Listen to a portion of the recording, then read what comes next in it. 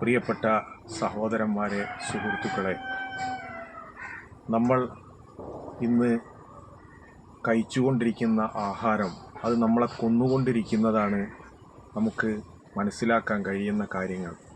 അതിന് കാരണം ഭക്ഷണത്തിൽ ഉണ്ടാകുന്ന ഒരുപാട് വിഷപദാർത്ഥങ്ങളാണ്.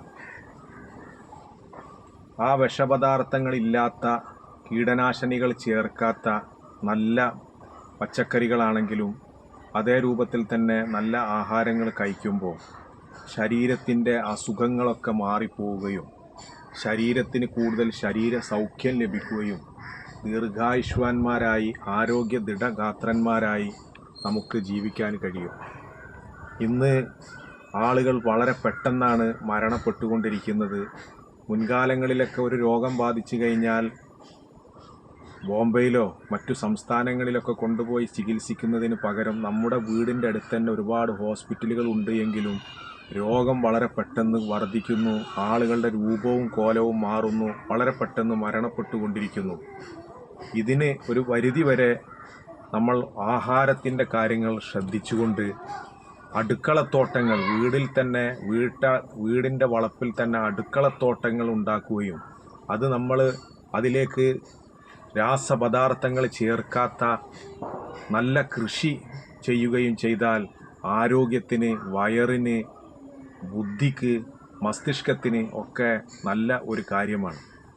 അതുപോലെ തന്നെ കൃഷിയെ പ്രോത്സാഹിപ്പിക്കുക. ഇന്ന് നമ്മുടെ നാടുകളിലൊക്കെയുള്ള തോടുകൾ നശിച്ചുകൊണ്ടിരിക്കുന്നു, കുളങ്ങൾ തകർന്നുകൊണ്ടിരിക്കുന്നു, പാടശേഖരങ്ങൾ നശിച്ചുകൊണ്ടിരിക്കുന്നു.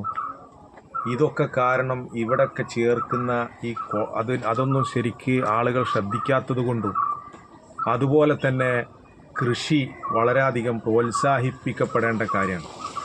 4 ടൺ അരി മാത്രമാണ് നമുക്ക് കേരളത്തിൽ ഉൽപ്പാദിപ്പിക്കപ്പെടുന്നുണ്ടെങ്കിൽ അതിൽ 40 ടണ്ണിലധികം അരി പുറത്തുനിന്ന് കേരളത്തിലേക്ക് വരുന്നതാണ്. അങ്ങനെ കേരളത്തിൻ്റെ കാർഷിക മേഖലകൾ, ഇവിടുത്തെ വയലേലകൾ, ഇവിടുത്തെ തോടുകൾ, ഇവിടുത്തെ കുളങ്ങൾ, ഇവിടുത്തെ തണ്ണീർത്തടങ്ങൾ, മഴ പെയ്തു കഴിഞ്ഞാൽ വെള്ളം സംരക്ഷിക്കുവാനുള്ള പദ്ധതികൾ, ഇതൊക്കെ വർദ്ധിപ്പിച്ച് കലർപ്പില്ലാത്ത ആഹാരം കഴിക്കുക. കരിച്ചതും പൊരിച്ചതും അതേ രൂപത്തിൽ തന്നെ എണ്ണയിലിട്ട് പൊരിച്ച ആഹാരം, അതേ രൂപത്തിൽ തന്നെ നല്ല വിലപിടിപ്പുള്ള മത്സ്യങ്ങളും അതുപോലുള്ള കാര്യങ്ങളൊക്കെ ധാരാളമായിട്ട് കഴിച്ചു കഴിഞ്ഞാൽ ഒരുപാട് അസുഖങ്ങൾക്ക് കാരണമാകും. ഭക്ഷണത്തിൻ്റെ കാര്യം, എണ്ണയിൽ പൊരിച്ച ആഹാരങ്ങളും അതേ രൂപത്തിൽ തന്നെ മറ്റു പലഹാരങ്ങളും ഷുഗറും പ്രഷറും ഒക്കെ ഉണ്ടാക്കുന്ന ആഹാരങ്ങളൊക്കെ നിയന്ത്രിച്ചു കഴിഞ്ഞാൽ ഒരുപാട് രോഗങ്ങൾക്ക് അത് മുക്തി നേടാനും നല്ല ആരോഗ്യത്തോടു കൂടി ദീർഘായുഷ്വാന്മാരായി ജീവിക്കാനും കഴിയും. അതെല്ലാവരും ശ്രദ്ധിക്കണമെന്ന് ഞാൻ എന്നോടും നിങ്ങളോടും ഓർമ്മപ്പെടുത്തുന്നു.